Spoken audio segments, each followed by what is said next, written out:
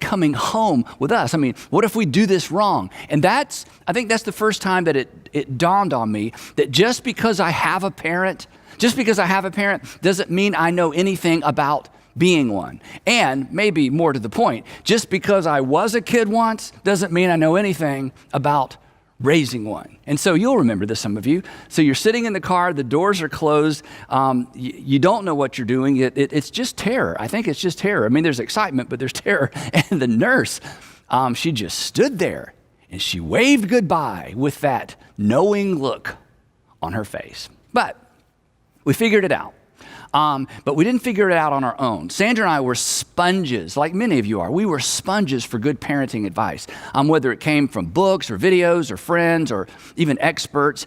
And honestly, we had an advantage that most people don't have. At the time, I was serving as the student pastor at our church, which meant I had the opportunity to oversee our middle school and high school students, which meant we had lots of interactions with parents of middle schoolers and high schoolers, that we had interaction with the parents. We saw great examples, and we saw what we considered some really bad examples. But when we saw parents who had a healthy relationship with their teenagers, we were not shy about inviting them to lunch. We wanted to know their game plan. We would say, we want your map. We want to know how you did it. How did you get them from the car seat to the driver's seat with the relationship intact? And the relationship was so important to us because, again, we'd seen so many parents undermine their relationship with their kids. And nobody does that on purpose. Nobody has a plan to undermine their relationship with their teenage or their adult kids, but we saw it over and over and over.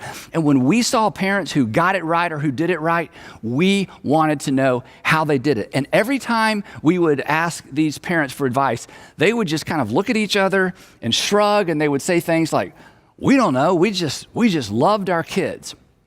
But we knew better. They had a map.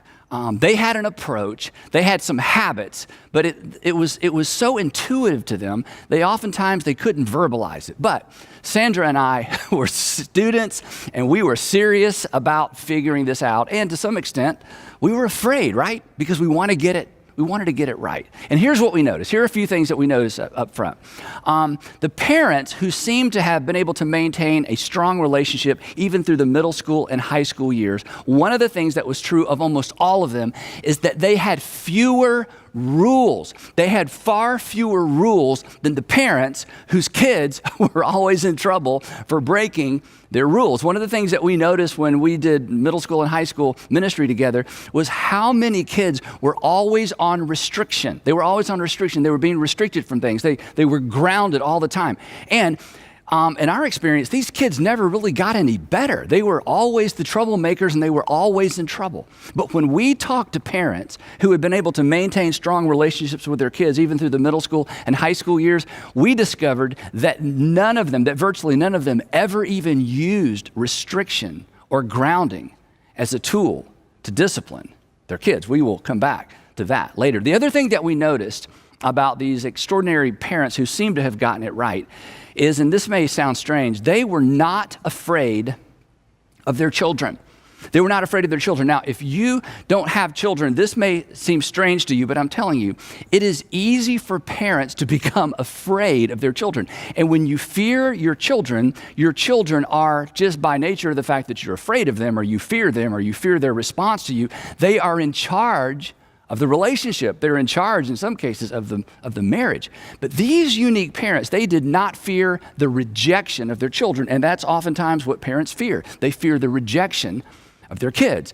They weren't afraid to discipline their children, but again, they didn't discipline their children in the traditional ways that parents often discipline their children. Again, we'll come back to that later. Here's the other thing. Then I don't know exactly how to say this, so give me a minute. These extraordinary parents discovered, I think is the best word, they actually spent time discovering, or they discovered, and then they facilitated their kids' interest, their kids' strengths and their kids' talents, rather than, and this is key, rather than forcing or insisting that their children embrace what was most interesting to, or what came naturally to the parents.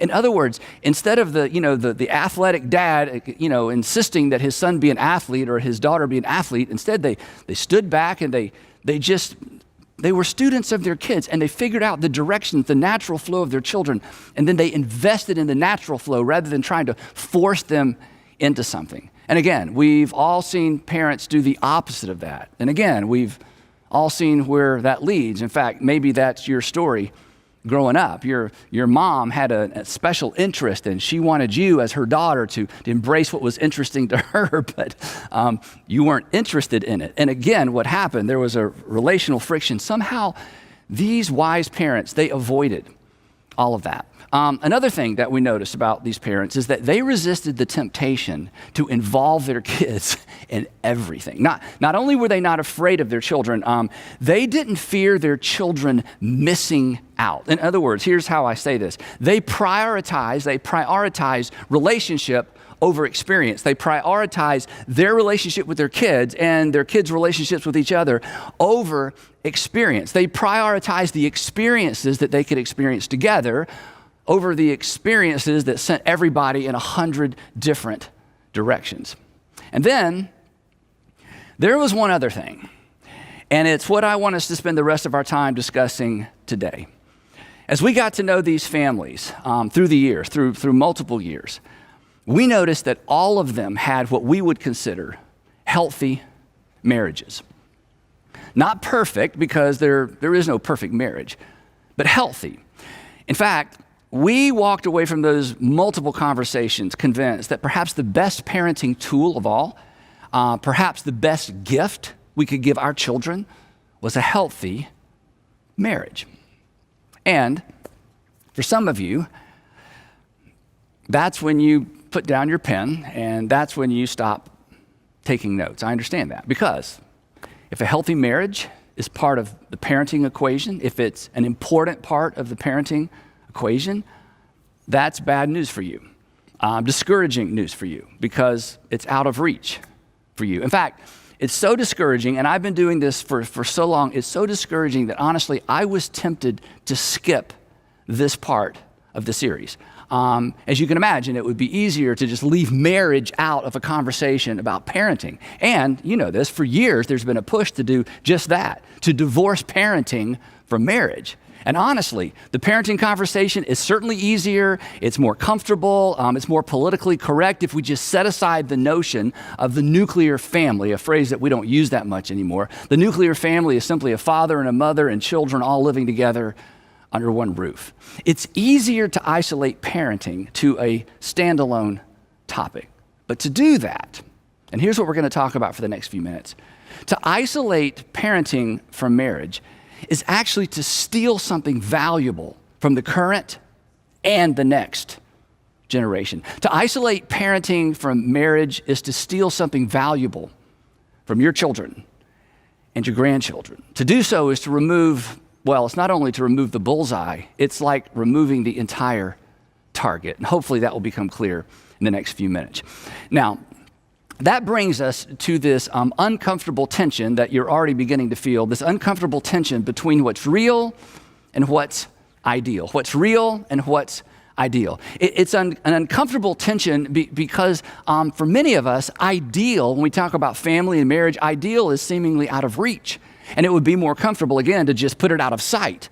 But part of my responsibility from time to time is to step into the emotional, uncomfortable, perhaps dangerous role of a prophet, to plant my feet and my heart and honestly my compassion in the middle of what's real while pointing to an ideal, and to ignore reality. And again, it's easy to do this when we talk about something like marriage, but to ignore reality leaves me speaking or teaching in such a way that doesn't take into consideration the families and the family dynamics that actual people are actually navigating. It leaves the impression, if we don't deal with what's real, it leaves the impression that the message of Jesus, and this is so important, to not delve into what's real, what's actual, is to leave the impression that the message of Jesus has no real bearing on real life. To ignore current reality, your current reality, leaves us with a static, kind of stained glass religion, removed from reality.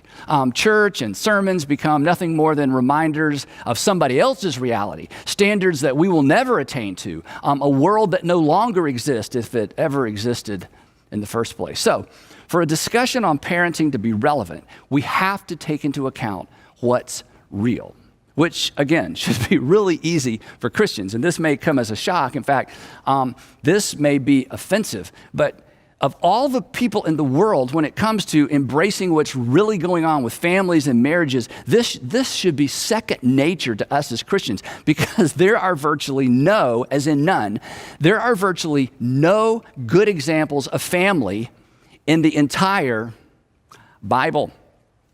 When it comes to illustrations of real-world family dysfunction, the Bible is actually your go-to source. I mean, just think about it. Think about the first family. You remember them? They were pretty much a disaster. Think about it. Sin entered the world. If you're a Christian, this is what we believe, that all sin entered the world through the first married couple before they even had kids. And then they immediately started blaming each other. And their kids, well, we don't know much about their kids, but what we do know is this, that one of their sons murdered his brother. And we're off to the races, the human races. Just about every Old Testament story involving family is bad. In fact, just about every Old Testament story that deals with family is horrible by modern standards. So the point being this, the church, we should be really good at taking into account the realities of family life, taking into consideration what's actually going on, taking into consideration what's actually going on in any conversation about parenting, because our book, our text, the Bible, is full of bad examples. But at the same time, and this is what makes this conversation so fascinating and actually so helpful, at the same time, the authors of the New Testament paint a picture of what could be and what should be, as it relates to family. They actually point us toward the ideal. While they clearly embrace reality, they also point us to this ideal. And we shouldn't be surprised, because they knew, and God knew, what we intuitively know. And that's simply this, that if we remove ideal from the equation, if we remove ideal from the family equation simply because it's out of reach for some of us in this generation, that simply ensures that it will remain out of reach for many in the next generation. Part of our responsibility as parents and grandparents, is to give our kids and our grandkids something to aim for, something to live for. Most importantly, something to decide towards. Now, when it came to living and teaching in the messy middle between what's real and what's ideal, Jesus was the master. He navigated during his entire ministry this tension between real and ideal, and he clung to this tension. He didn't abandon it, but then of course he did, because the gospel doesn't begin with once upon a time in a perfectly ordered world where everyone always did the right thing. The gospel, Christianity, begins like this, that Christ died for our sins according to the scripture. The gospel assumes sin. The gospel assumes that we're going to get it wrong. The gospel assumes real, while it points to ideal, that Christ showed up in a perfectly disordered world where ideal seemed out of reach, honestly, for everyone. The gospel begins with this: for God so loved the world. But which world? Not the Garden of Eden world. Our world, your world, my world, our broken, imperfect, less than ideal world. The tension between real and ideal was embedded within just about every single one of Jesus' parables. He would say things like this. He would say, the kingdom of God is like, and his disciples would say, yeah, but this isn't the kingdom of God. To which he would then smile and say, come to me, all who are weary and heavy laden, and I will give you rest. You will find rest for your souls. And then he would pivot, and once again, he would point to the ideal. He would say things like this: you have heard it said that you shall not commit adultery, to which his audience would always say, yes, we have heard that said. And Jesus would say, but I tell you, anyone who even looks at a woman lustfully has already committed adultery with her in his heart, to which they would say, we had not heard that part. And Jesus, honestly, that makes us feel bad about ourselves. So don't say things like that anymore. It's unrealistic. But he kept saying things like that. He consistently pointed beyond the lowest common denominator to the ideal. He gave people in his audience, he gives us something to aspire to. And then when he would bump into people who fell short, unlike the religious leaders of his day, he did not condemn them. In fact, Jesus condemned the condemners. And then he would die for the condemned. Instead of lowering the standard, he turned up the grace. He redefined adultery and made every man an adulterer, and then he paid for their adultery. When religious leaders attempted to trap him with his own words during a discussion regarding divorce, Jesus, this is amazing, Jesus raised the marriage standard so high that he slammed the door on a man's opportunity or freedom to wiggle out of his responsibility to his family. In fact, Jesus raised the bar so high, he pointed so intuitively and so pointedly to the ideal that when he finished talking about marriage and divorce, when he finished the discussion and they walked away, his apostles, the 12 that followed him everywhere, they looked at each other, and here's how they responded. They said, wow, if this is the situation between a husband and a wife, it's just better not to marry. In other words, Jesus, you made it sound so permanent, but Jesus, that's so unrealistic. I mean, things happen, people change. To which Jesus would have said, I know. It's why I'm here. So Jesus, let me get this straight. So you're against divorce? Of course I'm against divorce. Divorce hurts people. Divorce breaks people. Divorce leaves broken lives. Divorce leaves wounds. Of course I'm against divorce. Well then Jesus, what are you gonna do about divorced people? I'm gonna give my life for them. And this is the tension. This is the beauty of the gospel. This is why if you've walked away from faith, perhaps you should reconsider. Jesus never dumbed down the truth, but he never turned down the grace. And here's the fascinating thing. John, Matthew, Mark, Luke, John, who knew Jesus well, who spent 3.5 years with Jesus, heard everything he taught, saw all the miracles. John said, it was so remarkable. It was so remarkable. And then John writes one of my favorite things that anyone said about Jesus. He said, looking back over my time with Jesus, having watched him deal with real people who were dealing with real life situations, situations for which there were no easy answers, no quick fixes, John said it was remarkable. Day in and day out, Jesus would point these people who were living with real difficulties to the ideal. He consistently pointed them to the ideal while helping them navigate what they were facing, living through, living with. Again, as an old man looking back on his time with Jesus, he summarizes his time with Jesus with these familiar and powerful words. Here's what he writes.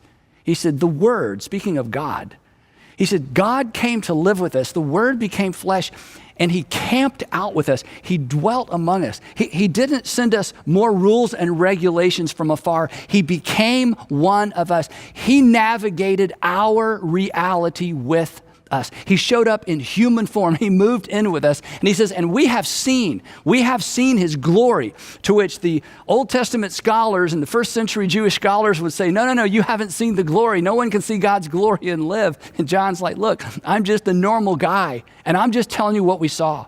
We saw the glory of the one and only Son who came from the Father. And then this next phrase that I think summarizes in so many ways what kind of Christian, what kind of person I want to be. In fact, if you lost your faith, perhaps it's because nobody ever explained this part about Jesus. He said, the glory of the one and only Son who came from the Father, full of grace and truth. Jesus was not the balance of grace and truth. He was a full dose of grace. He was a full dose of truth. Jesus was all grace and he was all truth all the time. Again, he didn't dumb down the truth to make us feel better about ourselves, but he never turned down the grace. And again, that's the kind of Christian. That's the kind of Christian. That's the kind of person that I want to be. And maybe part of that is because I grew up on the truth version. Grace, not so much. But here's the problem. Truth without grace, and I know from personal experience that truth without grace creates pretenders. and hypocrites. But grace without truth creates kind of a permissive version of faith that ultimately hurts everybody in the end. But grace and truth as personified and illustrated by Jesus, it's powerful. John wraps up the passage with this. Again, so much that could be unpacked here. He says this, for the law, talking about the Jewish law, for the law was given through Moses. Grace and truth came through Jesus Christ. This is so powerful. It was Jesus who first introduced this tension between grace and truth and then lived in it rather than leaning one way or the other. And here's the thing, as dynamic as this is and as inviting as this is a difficult thing to live out. And yet, it's what we have been called to live out as Christians, and it's what we've been called to model corporately. I mean, come on, the church is the body of Christ. And as his body, this is our responsibility. This is our role in culture. This is how we serve as conscience and comfort in our communities and in our nation. I mean, you know what the conscience does. A conscience from time to time makes us feel bad about ourselves. But a properly informed conscience is also what keeps us from losing our way, keeps us from losing our bearings. Our conscience tells us when we veered into dangerous territory, it reminds us that we're about to undermine our own future and the future of those who depend on us. So, back to parenting and marriage. Let's get maybe uncomfortably specific. Here's the ideal. Ideal is parents raising children together under one roof. Communities don't raise children. Parents raise children. Communities are simply the context for raising children. And in communities, whether they're rural, urban, or suburban, communities where the nuclear family is the exception rather than the rule, you know what happens. The government is forced to step in and help raise children. Local schools are forced to feed children. Agencies are created to protect children. We all know that. And we all want better than that. We want better than that for each other, and we want better than that for the next generation. Communities don't raise kids, but they certainly set expectations for kids, for good or for bad. It's why some of you have gone to great lengths and honestly great expense to ensure that your children are being raised in a community that affirms your values, and this is so important. And you are to be celebrated for this. You've gone to great lengths to make sure that your kids are being raised in communities that affirm your values, even when your particular situation falls short of what you value. And you are to be so commended for that. In fact, we have designed our churches to partner with you in that process. We want better for your kids because you want better for your kids. You don't want to be told that everything is fine so that you'll feel better about yourself because you're smart and you love your kids and you know better. So, every once in a while, we all need to be reminded of what should be and what could be. Maybe not what can be for us, but what could and should be for our children. That's good parenting. Every once in a while, we all need to be coaxed back into the tension between what's real and what's ideal. So, when it comes to parenting, marriage matters. And any attempt to downplay the importance of marriage, to downplay its role, is just misguided. Not because of the dynamic it creates within a particular family, but because it robs children of an opportunity to aspire for and to decide toward the ideal. Now, I think, again, one of the reasons that I have so much energy around this is something that happened to me about 10 years ago. 10 years ago, I had a conversation that brought this entire dynamic into very, very sharp focus, this dynamic between real and ideal in marriage and parenting. Sandra and I met a gentleman named Rick. Actually, I met him first. Rick is about my age. His family situation growing up was extremely unhealthy, chaotic, and at times, he would say, dangerous. By the age of 13, Rick had had enough, and he was planning to run away from home. He told his uncle, who was disabled, he told his uncle what he was planning to do, and his uncle urged him, said, wait, let's talk about this. And his uncle explained to him that the state of Georgia would help him, provide him with a place to live, predictable meals, a consistent roof over his head. So his uncle, he said, cashed his welfare check to pay for a cab, and he and Rick, who was 13 years old, taxied over to the DFACS office. His uncle dropped him off. Rick did not wait to be taken out of his home. He opted out himself, and he was placed in a temporary foster home. Later, he moved to a children's home. And he was eventually placed with a family in Gwinnett County, which is a county just north of the city of Atlanta, where he says his life was changed forever. Now, Rick and I had a long lunch, and he told me his entire story in detail. But toward the end of the story, he said something that honestly, it altered the trajectory of our family's life. He said this, he said, Andy, until I went to live with the Price family, the family in Gwinnett County. He said, until I went to live with that family, I had never seen a family sit around a table for dinner without arguing and screaming. He said, I'd never seen a man come home from work with a paycheck. He said, I'd never seen a father provide for his family. And he said, just seeing that was life-changing for me. And then he said this, and I wrote it down because it had such an impact on me. And I quote, he said this, he said, I just needed to see it to aim for it. I just needed to see it to aim for it. Once I saw it and experienced it, I knew what I wanted at 13 years old. I knew what I wanted. Until then, I didn't even know such a thing even existed. When I called Rick to get permission to share this part of his story, he got emotional all over again, just working through some of these details, explaining some of these details. And he said this, he said, Andy, he said, the thing is this, once you see it, you can't unsee it. Once you see it, you can't forget it. So after that initial lunch 10 years ago, I went home and I told Sandra Rick's entire story. And we agreed, we could do that. We could give some kids a different picture of family, not a perfect family, not a perfect picture, but a picture that they may otherwise never see, never experience. In a few weeks or a few months with us in our household, perhaps we could provide a child with a picture, a potential that they didn't even know existed. And if we can do for even one child what the Price family did for Rick, wow. Now, as you know, from time to time, I encourage you to ask and answer this terrifying question, what breaks your heart? And as it turns out, kids growing up without a picture of what could and should be as it relates to marriage and family, well, that broke our hearts. So we became foster parents. As you know, there are tens of thousands of children who will not aim for ideal because they don't even know it exists. They've never seen it. They've never experienced it. They don't even know it's out there. So, and here's really the point of this opening session of this series.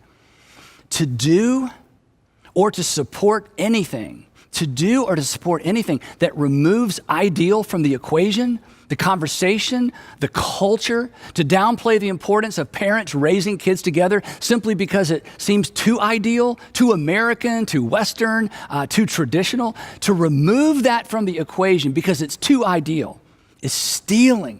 It's stealing the future of our future generation. It's a mistake that we will pay for generations. And make no mistake, women and children will pay the highest price. They always do. So yeah.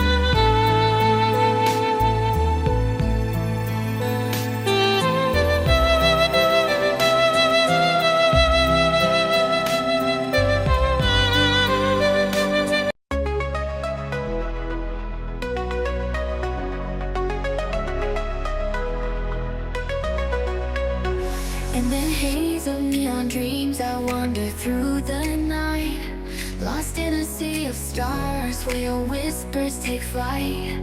Electrified emotions, they dance around my heart, in this digital garden where we never have to part. Shadows blend with colors as the beat sets me free. Every note a memory, every rhythm you and me. Echoes of you in synth waves, feel you near in the pulsing haze. There's such a world where we collide. You lost the rhythm in my mind, in my mind. With the glow of city lights, our shadows intertwine in this kaleidoscope of love where the past and future align. With every step I take, I feel your presence strong, and this digital symphony where our hearts belong. Shadows blend with colors as the beat sets me free. Every note a memory, every rhythm you and me. Echoes of you in synth waves, feel you near in the pulsing haze. There's such a world where we collide. You lost the rhythm in my mind, in my mind. And in silence between the beats I find your voice. In the flicker of the lights I see your choice. Together in this dream we'll never fade. In the echoes of our love we'll